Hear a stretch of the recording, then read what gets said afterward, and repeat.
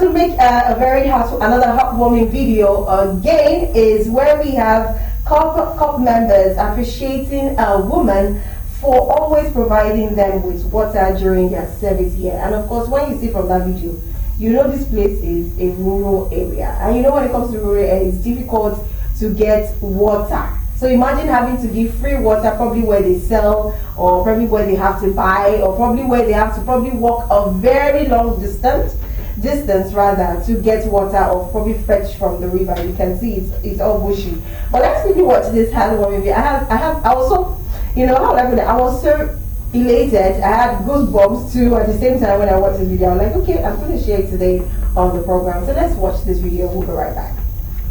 Do you have goosebumps? Very well. Yeah, it brings back our memories. You know, you see, this is actually something that is lacking in this generation, especially this Gen Z. They lack the attitude of gratitude.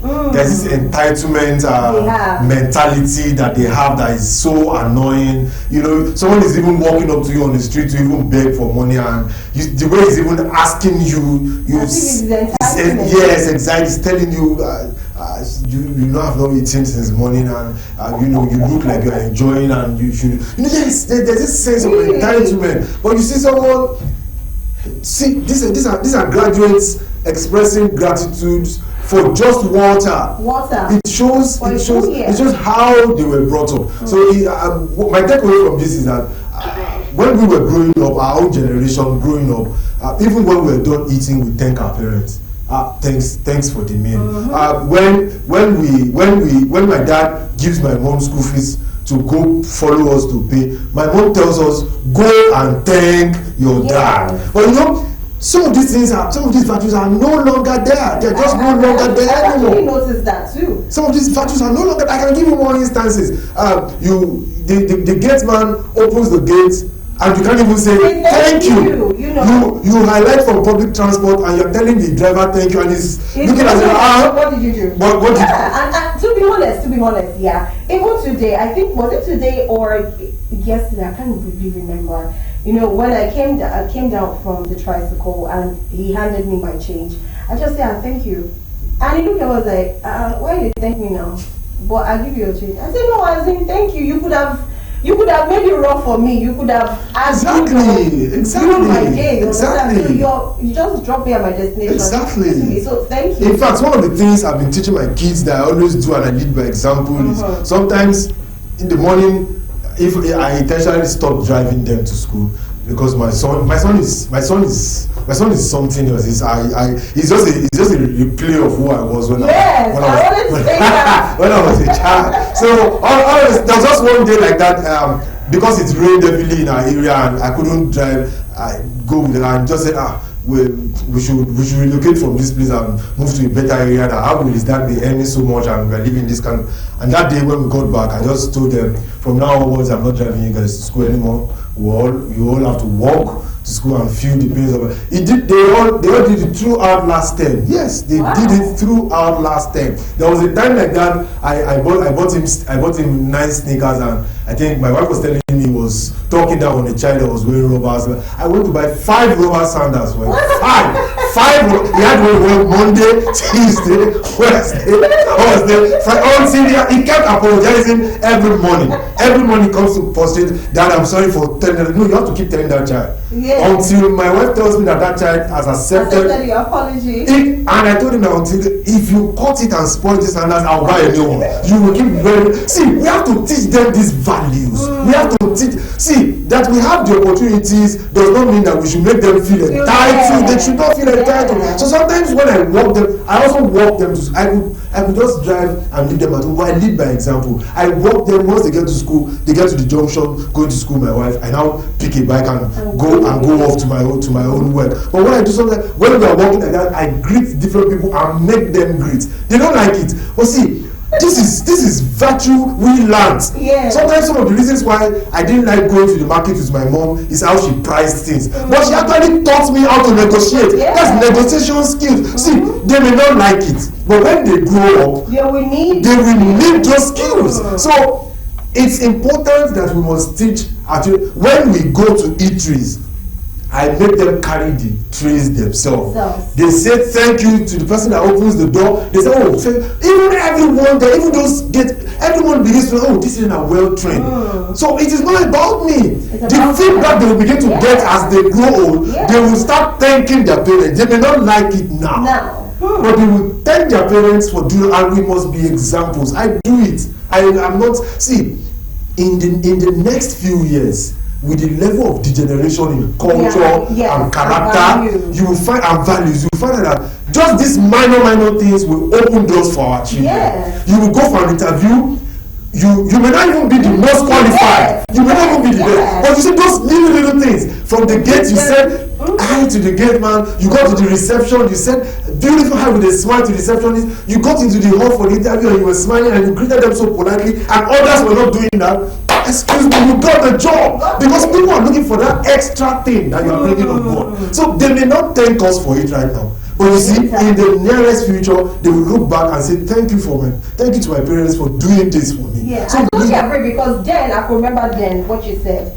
You know, you're working with your mom or you're working, not really my dad. My dad is basically, he likes to just drive around. Or my mom likes to walk because she wants to greet all the exactly. So while she's greeting, you must. Greet. You just must. And sometimes when she says, let's go, I'm not going. The only reason why I'm not going. You don't want to greet too many people. Too many people. But at the end of the day, I noticed that it was what helped. You know, I got to even, growing up, I got to meet, I now had a lot of mothers, not just my mom. Exactly. I had a lot of mothers. You're coming back from somewhere, my daughter, you're just coming back, oh, come and take. Because you've been greeting exactly. and you've been a good child. And the funniest thing again is that when our parents were teaching us all of those things, it helped increase the number of people that were watching on us. Yes. So except they were contacting us. So but we didn't know that was the effect. So sometimes I'll give you a good instance. There was a time because my first daughter is in secondary school right now. We don't have a secondary school. So when we were doing all of those things, she didn't know. So sometimes if they've closed and my daughter didn't come back home and I'm at work and people will call me, bros, we've not seen your daughter pass, so can you call the school to be sure she's fine? And I immediately call my wife, or I call the school. She does not know. It shows how many people that are watching just because I'm gonna. You just ask her, sorry for calling you, I'm just bothered. Most of the children from your daughter's school have passed, and you know she always greets me when she passed, and I've not seen her pass or greet me. They don't call, and my wife tell me, she's doing extra lessons for so. But you know, it shows that a lot of people are watching because of her character. Those are they don't know. It's very important. Very important feedback for me as a father that you are doing your job as a father. And that's very good. People need to learn that. In fact, I'm going to use example like you just said now for your child. Even just in the street here, this community, you know, sometimes when because I always like to take the tricycle out to the express. So sometimes if I'm walking, the chief security will be like, madam, you did not take the tricycle. Should I call? You know, I'll be like, no. So there's always this concern of why didn't you take this? Because did they lock that gate? So let me call them. So it's always good to greet. No matter what, they are in uniform, don't look down on anybody. At all. Security, the gate man, whatever the person is doing, the cleaner, the person who's packing the jet, whatever it is, they are humans. You need to greet. These are the same persons that will protect you. You're probably the first person to get the first-hand information. Exactly, how to protect yourself. So that's a very good one, and yes, I love that. And this is what I'm just going to say: if you're good, just keep doing good. Just like what that woman did. She didn't know she was going to get such an appraisal from the coppers, you know, single-handedly coming to salute her. That's a big deal for a copper to do that. So yes, I'm going to appreciate that and say thank you to the woman from Urum. I don't know where that is. They said it's in Calabar. But anyways, let's move over to another trending video of a Canada-based Nigerian man who recounted an unpleasant encounter he had with a pastor. So let's hear from him exactly what he encountered with the pastor, and of course we'll react to the video as usual. We'll be right back. Let's watch the video. You know, they said something last week on this program. I think that was last week on Friday, where we said now a lot of people are taking church as a business and not a place of worship. Now, like he said, there are some pastors that actually do this, and it's not like let me even take, for example, we have Prophet Jeremiah.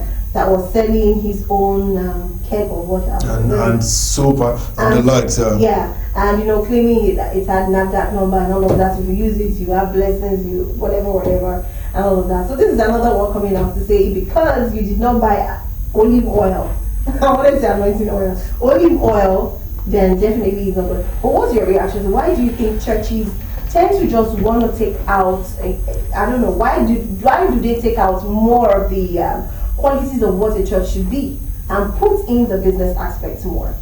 Let me say that it's all the religious sector right now, not just the churches, and I want to look at it from a broader perspective. Even our friends who are Muslims, our friends who are Christians, our friends who are traditionalists are all complaining at the moment. Now, you see, the economic situation back then, when some of us, when we were growing up, going to church, our parents package foodstuff and just drop without being compelled. But you know, the entitlement mentality right now, most of church members are actually looking forward to taking from their religious clerics, both in the mosque, both in the church, or even the traditionalists. Everyone now wants to take rather than go there to drop or to give. That's affecting how some of them now want to think twice on how to monetize everything they're supposed to do as a privilege, or they're supposed to do as a right, or by virtue of being a cleric.